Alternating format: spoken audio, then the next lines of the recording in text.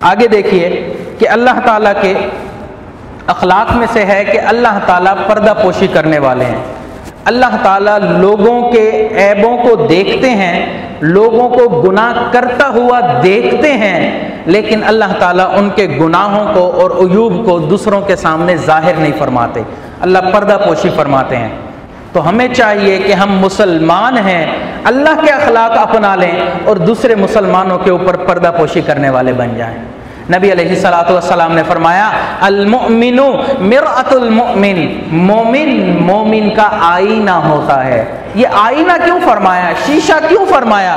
آپ غور کریں، آپ شیشے کے سامنے جا کر کھڑے ہو جائیں، آپ کے اندر جو عیب ہوگا، آپ کے چہرے پر جو نشان ہوگا، جسم پر جو بھی داغ ہوگا، شیشہ آپ کو کھول کھول کر بیان کر دے گا کہ فلاں جگہ یہ نشان ہے، فلاں جگہ یہ داغ ہے، فلاں جگہ یہ زخم ہے۔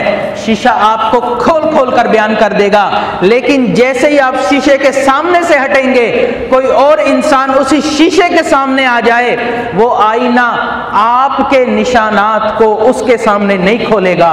یہی فرمایا المؤمن مرآۃ المؤمن، مومن مومن کا آئینہ ہوتا ہے۔ اگر کسی دوسرے کے بارے میں کوئی بات پتہ چل گئی، اصلاح کی نیت رکھتے ہو، خاموشی سے جا کر اس کو بتا دو، اس کے عیبوں کو دنیا کے سامنے کھول کر بیان مت کرو۔ یہ مومن کی صفت ہوتی ہے کہ انسان پردہ کرے، دوسروں کی پردہ پوشی کرنے والا بن جائے۔